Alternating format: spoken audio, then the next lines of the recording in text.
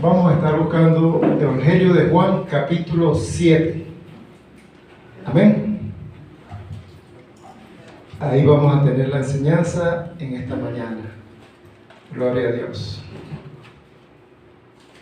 Juan, capítulo 7. Aleluya. El tema de la enseñanza en esta mañana es un grito escrito. Parece que rima. Un grito escrito. Amén. Es el tema de la enseñanza en esta mañana. Gloria a Dios. Juan capítulo 7, versículo 28. Versículos 28 y 29. Leemos la palabra con la bendición de nuestro Señor. Dice: Jesús entonces, enseñando en el templo, alzó la voz y dijo: A mí me conocéis y sabéis de dónde soy, y no he venido de mí mismo, pero el que me envió es verdadero, a quien vosotros no conocéis. Pero yo le conozco, porque de él procedo y él me envió. Amén. Padre bueno, damos gracias, Señor, porque hemos podido cantar para ti, hemos ofrendado, Señor, hemos orado, hemos alabado, Señor. Ahora, buen Dios, queremos recibir tu palabra. Disponemos nuestra mente, nuestro corazón y también nuestra atención para que hables a nuestras vidas, trates con nosotros, Señor. Gracias, mi Dios, porque cada día, Señor, tú tienes palabras de vida eterna para nosotros. Damos la gloria por Jesucristo y damos gracias, Señor, porque nos hablas siempre a través de tu palabra. Amén. Pueden tomar asiento. Amén. Un grito escrito. Amén. Gloria a Dios. Jesucristo se encuentra en el templo y las personas que están alrededor, sabiendo que los judíos están buscando a Jesús para matarle, que se han levantado contra Jesús, comienzan a decir: bueno, no es este a quien están buscando, no es este a quien buscan para matarle. Pues mira, habla públicamente y no le hacen nada. Está ahí en el templo, no le hacen nada. Y estaban ellos en esta situación. Entonces Jesús dice que alzó la voz, porque estas personas estaban discutiendo si Jesús en verdad era el Cristo o no era el Cristo, y tenían muchas dudas acerca de Jesucristo. Y ellos decían: bueno, sabemos de dónde viene, mas cuando venga el Cristo, pues creo que no vamos a saber de dónde viene. Sabemos quiénes son sus padres, puede ser que no sepamos los padres del Cristo. Y esta gente, llenos de dudas, menospreciaban al Señor Jesucristo porque conocían su procedencia. Sin embargo, dice la Biblia que Jesús, estando enseñando, porque la labor que estaba realizando era de la enseñanza, y lo estaba haciendo en el templo.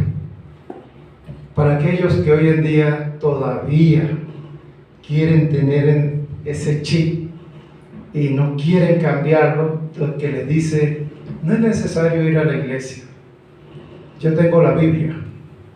No es necesario ir a la iglesia, yo tengo YouTube, y por ahí yo bajo enseñanzas y por ahí aprendo de la palabra de Dios. Y muchos se han vuelto en este tiempo personas que se autoalimentan de la palabra de Dios, y ellos creen que están viviendo una vida conforme al deseo, propósito y voluntad de Dios, por lo cual dice: bueno, tengo una vida abundante de enseñanza porque siempre veo la enseñanza del hermano X, de la hermana Y, y leo la Biblia. Bueno, no la leo, la escucho, Y ellos piensan que así están viviendo la vida del Evangelio. Pero dice acá claramente, Jesús estaba enseñando en el templo. No dice que estaba enseñando en esta oportunidad en la casa de alguno, en el patio, en la cancha, en el lugar de deporte. No, Jesús está en el templo. Porque alguien dijo, cada cosa en su lugar siempre se va a ver bien. Pero cada cosa fuera de su lugar parece que a veces no concuerda. Al parecer, para nosotros los hijos de Dios, bueno es y necesario es asistir al templo, asistir al lugar de reunión, reunirnos, compartir. Ese Salmo 133 no se escribe por casualidad. Ese salmo se escribe para los hijos de Dios, no se escribe para el mundo. Porque para los hijos de Dios dice, mira cuán bueno y cuán hermoso es habitar los hermanos juntos en armonía.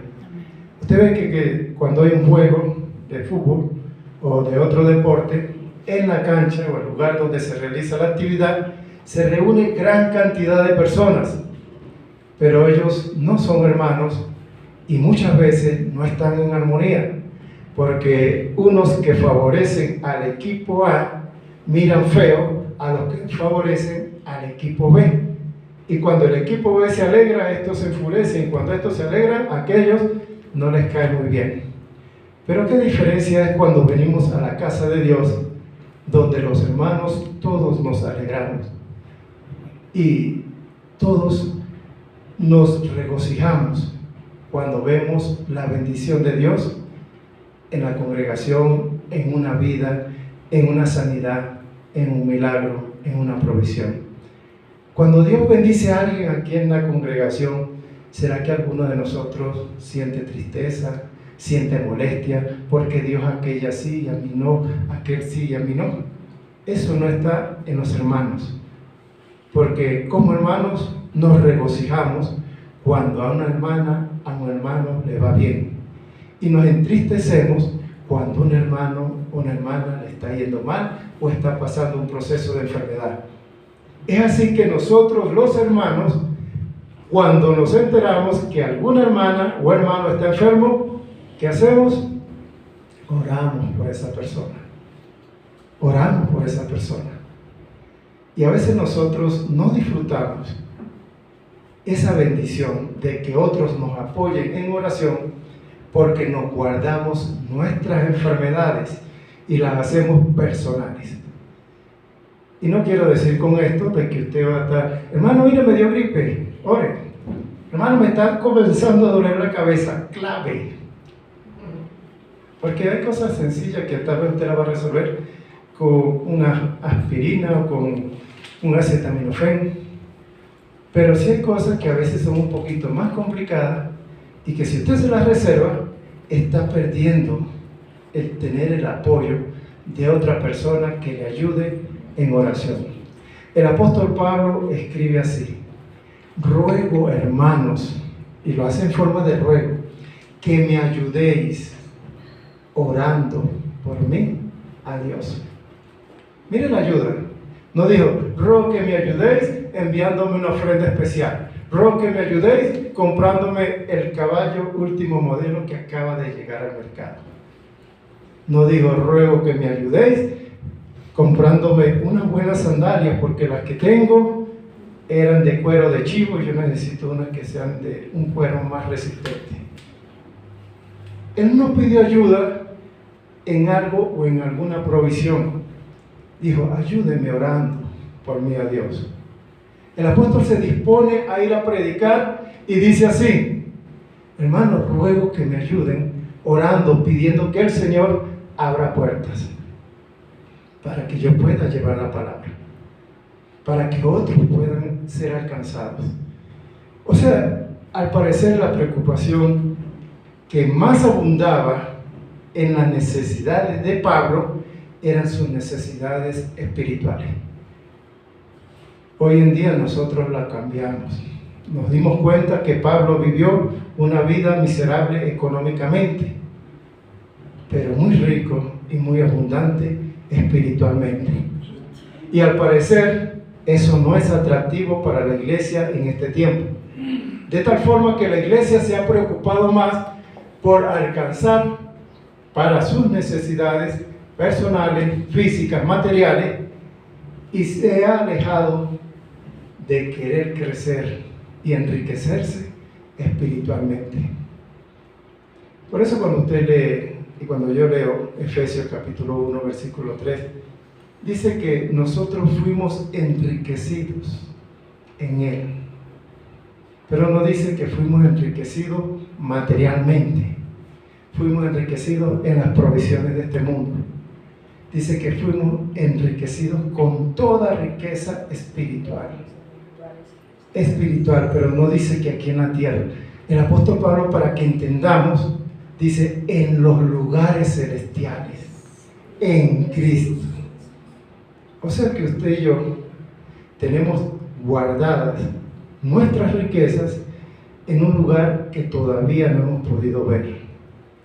Por fe creemos que están allá. Dice que en lugares celestiales, allá tenemos muchas riquezas, tenemos abundancia. Y alguno que otro que predica y enseña la palabra dice así: mi hermano, usted tiene abundantes riquezas allá en los lugares celestiales. ¿Por qué vives pobre? ¿Por qué padeces necesidad? Baja las riquezas para que las disfrutes aquí en la tierra. Eso no lo dice la Biblia, pero eso lo enseñan muchos que predican la Biblia, que nosotros podemos hacer que esas riquezas espirituales desciendan y se materialicen acá. Ahora bien, decíamos que el tema de la enseñanza es un grito escrito. Jesús está enseñando en el templo, presten atención, porque dice, y alzando la voz. Alzando la voz. Desde que yo recibí al Señor, que me reconcilié con el Señor, y antes de eso, los predicadores a los cuales me acostumbré a escuchar eran personas que tenían un tono de voz muy fuerte. Personas que llevaban una enseñanza de media hora, no media hora, una hora y más, con el tono de voz fuerte. Gritos, no tono de voz fuerte, sino gritos. El mensaje de gritos. Y al parecer el que gritaba más duro, ese tenía más unción, ese tenía más poder, y los demonios se alejaban más, y las personas se sentían más pequeños. Y yo viví eso también. Yo fui uno de los que sentado allá, escuchando al que gritaba acá, me sentía pequeño. Y sentía que me parecía que ese que estaba predicando acá era más santo. Él como que se pagó un precio más alto por él. Y él era más alto que yo. Y estando sentado allá, siempre me sentí muy pequeño al escuchar el mensaje con los gritos del que hablaba acá. Con el correr del tiempo, se presentaron algunos maestros en las congregaciones. Y tuve la oportunidad estudiando, cuando estuve en el instituto, de que llegó un hermano que no gritaba nada. Daba la enseñanza de una forma pausada y hablaba al tono más o menos que estoy hablando yo. Tono para los oyentes.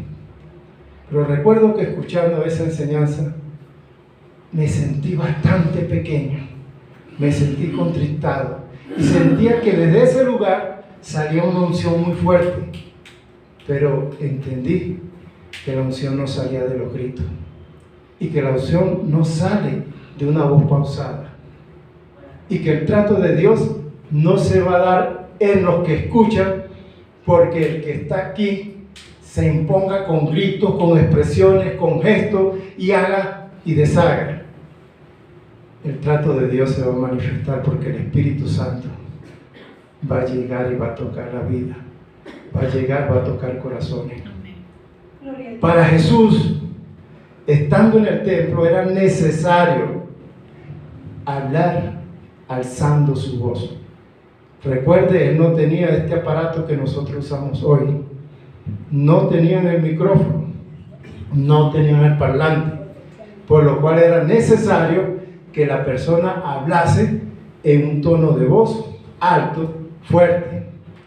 Pero hoy en día nuestros predicadores tienen muchos esta costumbre, mandan a subir el volumen de los parlantes, del sonido, y a pesar de que todo se escucha claro, ellos pegan unos gritos que, mire, si uno se está durmiendo con el puro grito,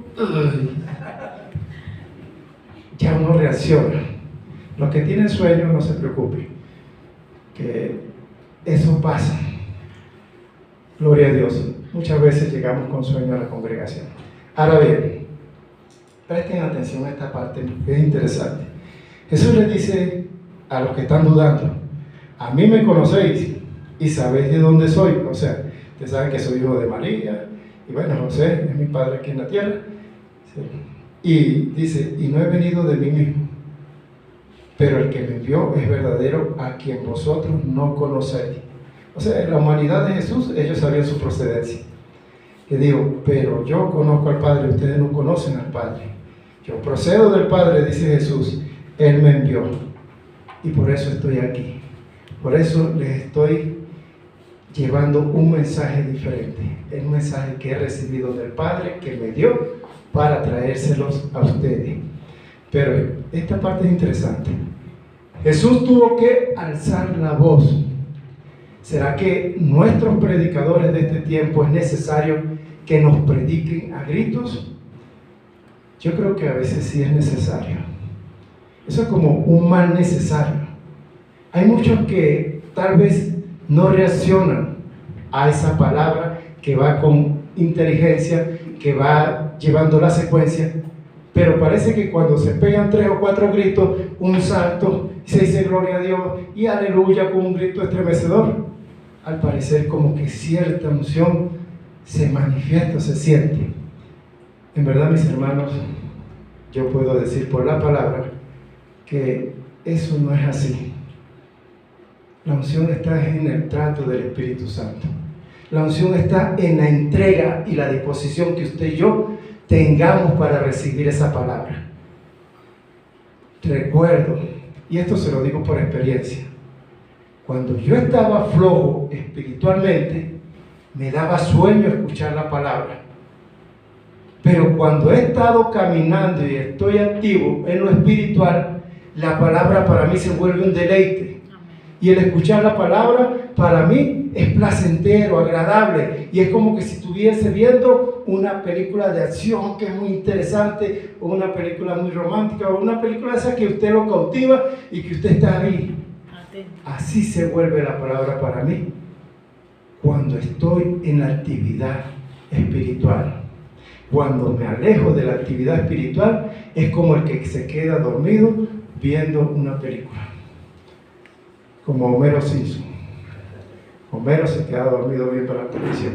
Muchos se quedan dormidos escuchando la palabra. ¿Pero sabe por qué? Porque es que estamos un poquito medio fríos. Estamos un poquito alejados. Pero cuando nos acercamos a ese fuego, la palabra de Dios es un deleite. Es un alimento agradable. Es una sensación indescriptible. Nos gozamos y deleitamos en la palabra de Dios cuando tenemos disposición para recibirla. Cuando estamos indiferentes, mis hermanos, esa palabra parece que no nos llama la atención. Vayamos un momentico aquí al libro de Gálatas, Gálatas capítulo 6. Gloria a Dios. Gálatas capítulo 6 dice en el versículo 11: mirad con cuán grandes letras os escribo de mi propia mano. Lo dice el apóstol Pablo. Está culminando su carta y les dice así: mirad con cuán grandes letras os escribo de mi propia mano. ¿Sabe qué? Si usted tiene una persona que le escribe, sea el novio, la novia, el esposo, la esposa, el amigo, cualquier persona con la que usted intercambie mensajes, y esa persona toma el celular y pone todo en mayúscula, las personas que son entendidos dirán, ¿y por qué me grita? ¿Por qué me grita? Cuando usted envía una carta y esa carta la escribe toda en mayúscula, con letras mayúsculas, se dice literalmente que usted está gritando, que usted no está hablando, sino está gritando. Y el apóstol Pablo le dice así a los Gálatas: Gálatas, miren con cuán grandes letras les escribo. ¿Sabe qué? La carta de Gálatas tiene apenas 6 capítulos. Primera y segunda de Corintios tienen más de 14 capítulos, o sea, casi el doble o más de lo que tiene la carta de Gálatas. Pienso yo que cuando el apóstol escribió esta carta para los Gálatas, gastó más papel en escribir esta carta que el que gastó escribiendo primera y segunda de Corintios.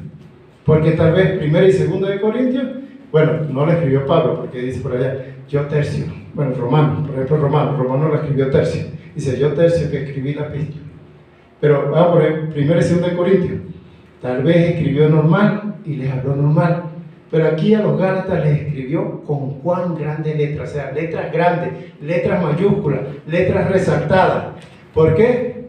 Porque el apóstol estaba muy preocupado por los Gálatas. Es más, cuando comenzamos el capítulo 1 de Gálatas, dice, oh Gálatas insensatos, ¿quién les fascinó a ustedes para acudir, escuchar, recibir otro evangelio diferente? ¿Quién nos fascinó? ¿Quién nos engañó? ¿Quién nos hechizó? ¿Quién nos perturbó? Que ustedes están aceptando un evangelio diferente. Dicen, no es que haya otro evangelio, hay uno solo. Pero hay unos evangelios diferentes que quieren pervertir, corromper el evangelio verdadero. Hay otras imitaciones del evangelio que son como la levadura que se quieren infiltrar dentro del evangelio de Jesucristo. Y Él les dice, miren, si un ángel del cielo viene y les presenta un evangelio diferente del que ustedes han escuchado, del que ustedes han visto, del que nosotros le hemos predicado, sea anatema. Ese ángel sea maldito. Si aún nosotros, después que ya le presentamos este evangelio, llegamos con otro cuento, diciéndole, no, en esto nos equivocamos, esto no es así, sea anatema. O sea, el mismo Pablo se pone como ejemplo y dice, si yo le cambio y le doy otra versión, sea anatema. Hay una sola versión del evangelio, está en la palabra de Dios. Pero, ¿qué está pasando? Que hay muchos que quieren pervertir, quieren corromper, quieren dañar. Y el apóstol le dice a los Gálatas, no se dejen hechizar, no se dejen fascinar, pero no se lo dice así con estas palabras, sino que se los escribe con letras mayúsculas. Miren con cuán grandes letras os escribo. Gálatas es una carta que confronta la vida del cristiano.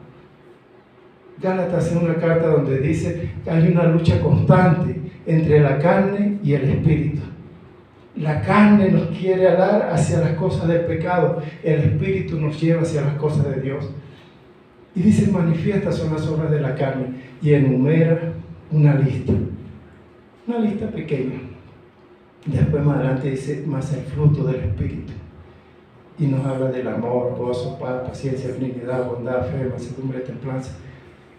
Nos dice, anhelemos tener los frutos del Espíritu, desechemos las obras infructuosas de la carne. Nos habla un ejemplo de la ley y nos dice, la ley fue dada, pero es para que la persona entienda que la ley es como el médico que revisa a una persona que se presenta enferma.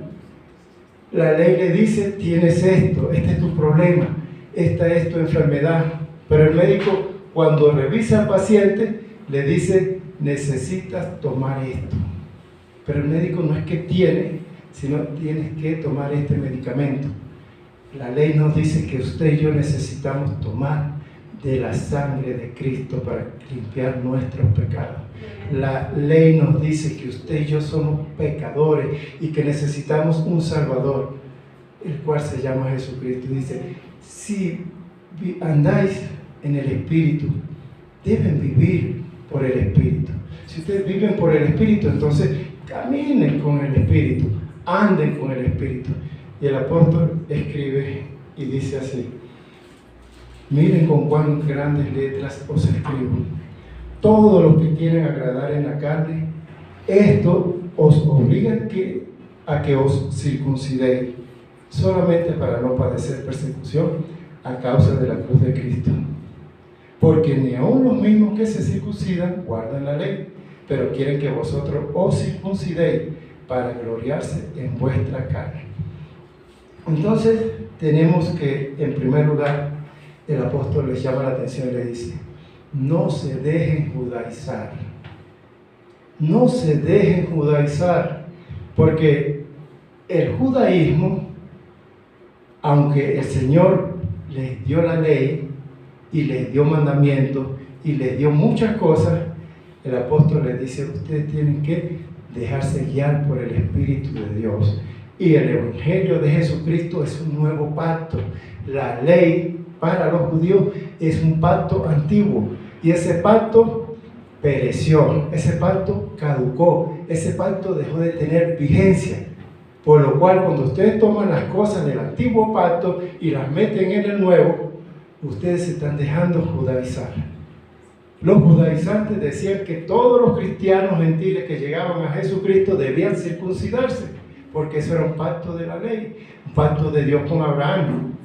Y aunque el pacto fue antes de la ley lo añadió como un reglamento para todo el pueblo de Israel. Mas, sin embargo, Pablo le dice: los obligan a ustedes a circuncidarse, quieren que ustedes lo hagan y que guarden la ley, aunque ellos no la guardan. El guardar la ley no le garantiza a nadie salvación. El creer por fe en Jesucristo, el aferrarnos y agarrarnos de Jesucristo, sí nos garantiza salvación. Ahora bien, en este tiempo no tenemos judaizantes que nos digan que nos circuncidemos, pero sí tenemos muchos judaizantes que están queriendo meter en el Evangelio de Jesucristo muchas cosas de la ley para su beneficio y lucro personal. Tenemos los judaizantes que dicen así: bueno, mis hermanos, terminó el año, vamos a comenzar enero, traigan las primicias. Esos son judaizantes. Las primicias no aparecen en el Nuevo Testamento, sí aparecen en el Antiguo. Pero entonces los judaizantes, como les interesa mayor ingreso, deben traer las primicias. El primer sueldo, la primera quincena, porque ellos hablan de sueldo completo. No dicen su primer día de trabajo, que equivale a $17, a 18, traiga $18 de primicia. No, traigas el mes completo, 460, no sé, por ahí está el sueldo básico. Esa es su primicia. Entonces, los judaizantes dicen: traigan el diezmo. Los judaizantes dicen: traigan ofrendas de X, de Y, de Z, y enumeran todas las ofrendas que aparecen en el Antiguo Testamento. Deben traer. Los judaizantes se han vuelto comercializadores de la palabra de Dios. Y entonces ellos están más interesados en que haya un crecimiento económico dentro de la congregación, y parece que ignoran la palabra cuando dice que el Señor quiere que nosotros crezcamos espiritualmente, que crezcamos en el conocimiento, que crezcamos en sabiduría, que crezcamos en madurez, que crezcamos en el trabajo, que crezcamos en el servicio, que crezcamos en la evangelización, que tengamos crecimiento en las cosas que involucran que el Evangelio de Jesucristo se extienda. Pero no solamente en esa área, sino que personalmente en nosotros debe experimentarse un crecimiento en el cual las obras de la carne cada día tratamos de que se alejen más y tratamos de llenarnos más del fruto del Espíritu. Amén. El apóstol no se lo dijo así con palabras suaves, sino que se lo escribió con letras mayúsculas, como resaltando, como gritándole. Imagínese, si usted está hablando con una persona face to face, cara a cara, y usted tiene su tono de voz normal, pero de repente esa persona comienza a gritarle ahí enfrente suyo, ¿qué hacemos? No lo echamos para atrás. ¿Qué hacemos? ¿Será que, ay, qué chévere como me grita? Y me salpica en la cara cada vez que pega grito. Porque ese otro detalle, que gritamos y salpicamos. Nadie se queda tranquilo, ¿verdad? Sino que parece que resistimos a la persona que nos grita. Pero, ¿qué hacen los padres con los niños en este tiempo?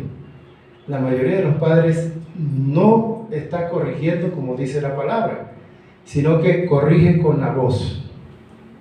Y parece que el padre o la madre que grita más fuerte, como que tiene más autoridad.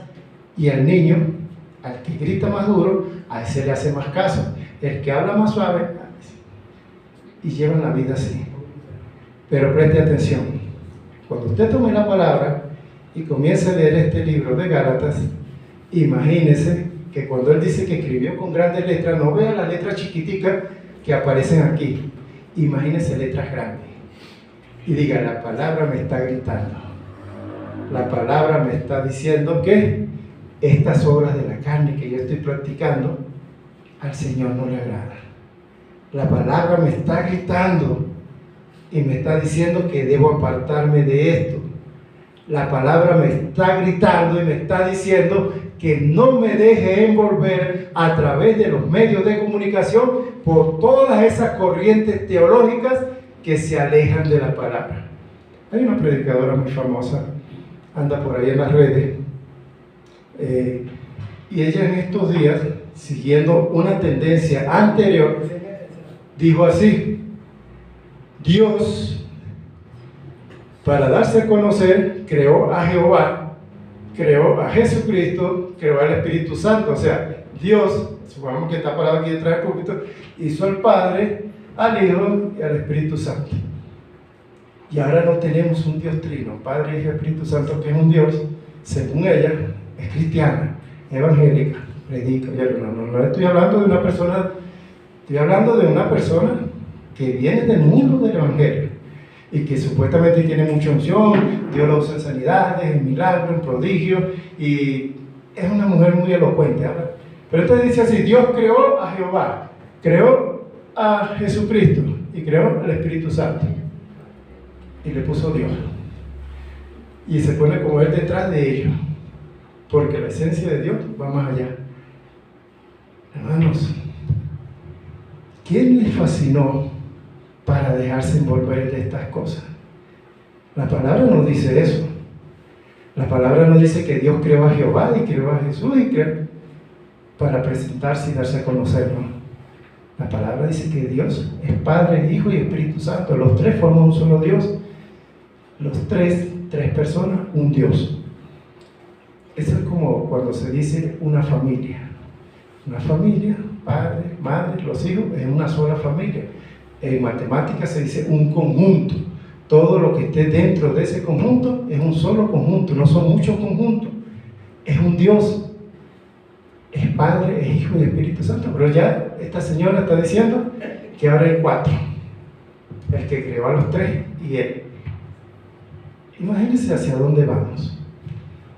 Imagínense cuántas cosas así están envolviendo y están contaminando la iglesia de Jesucristo. ¿Por qué traigo esta colación?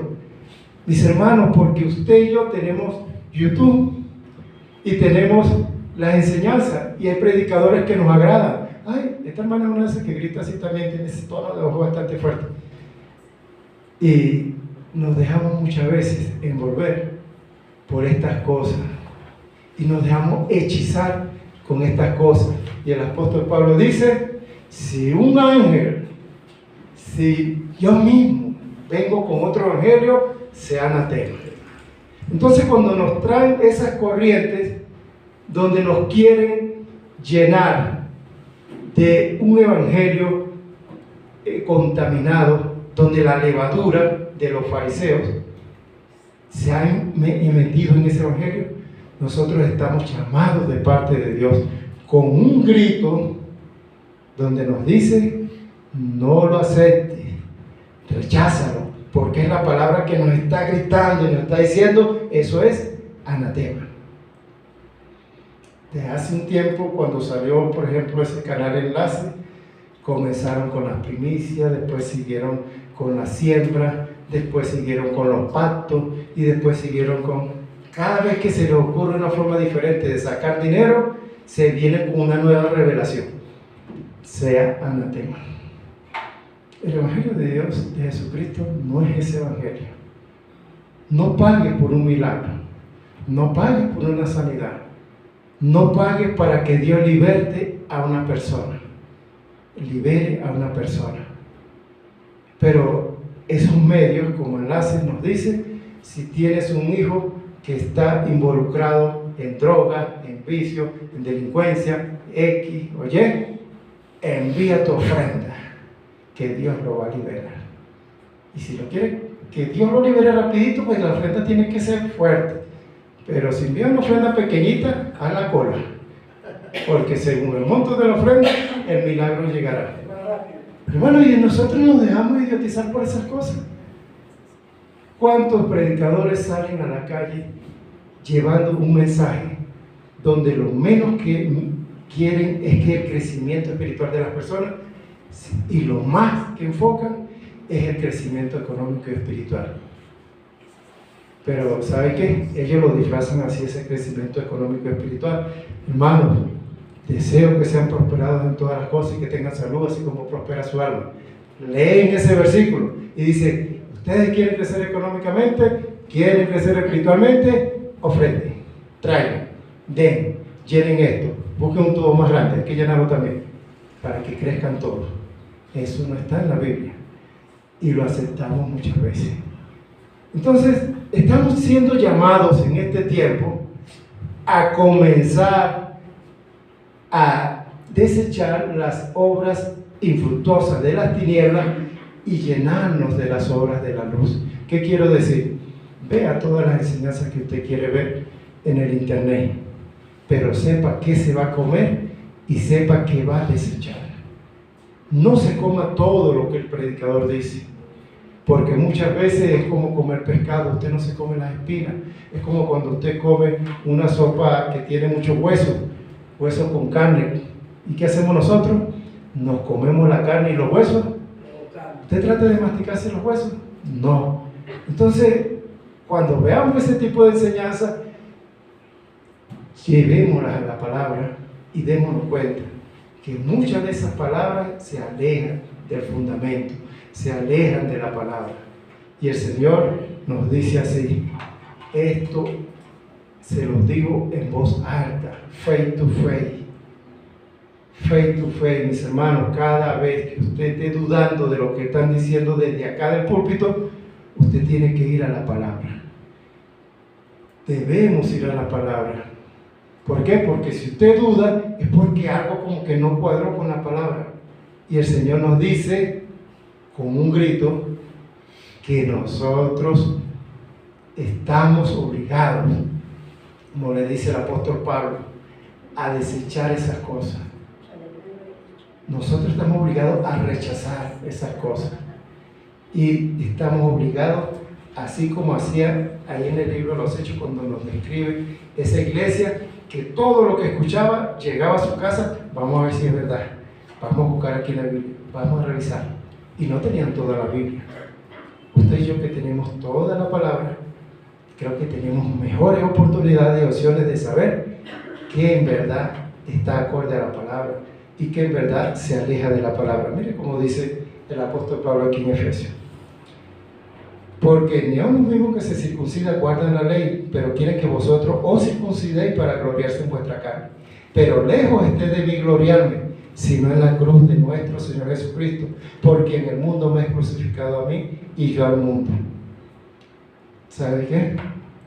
Todas esas personas de las megas iglesias, esos señores llamados apóstoles, ellos están vanagloriándose en todo lo que han alcanzado económicamente con su ministerio.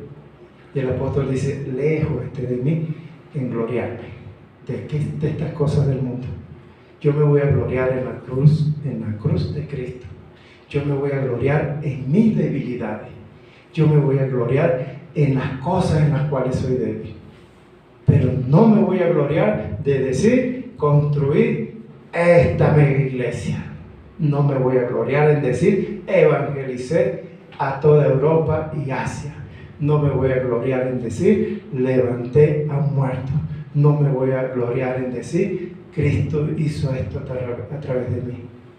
Pero ahí es donde se llama la atención para todos aquellos que asisten a esas mega iglesias, que dicen que eso es de maravilla. El que está arriba está lleno de vanagloria y se gloria de lo que tiene y de lo que ha alcanzado y las cosas que se muestran en la televisión.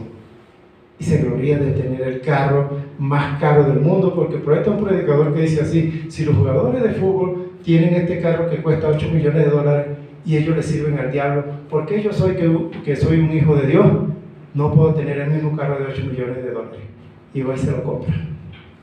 Lo peor es que se lo compran, no es que lo dicen. No es que este carro cuesta $300,000 y los jugadores de fútbol lo tienen y los jugadores de béisbol lo tienen. Yo, que soy predicador, hijo de Dios, merezco tener, y van y lo compran.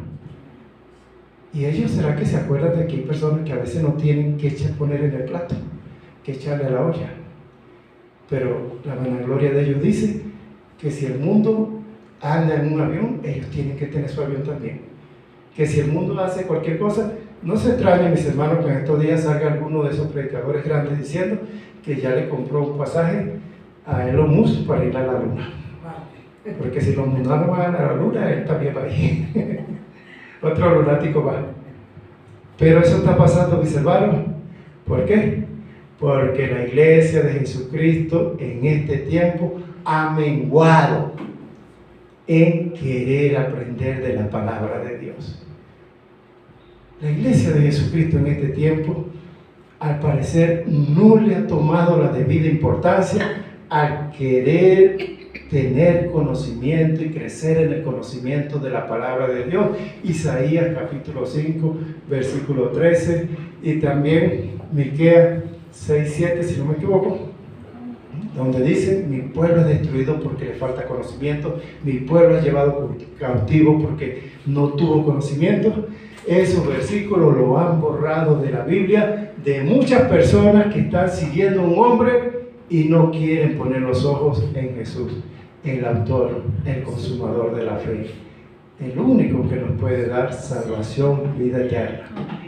Corramos siempre detrás de Jesucristo, no corramos detrás de ningún hombre.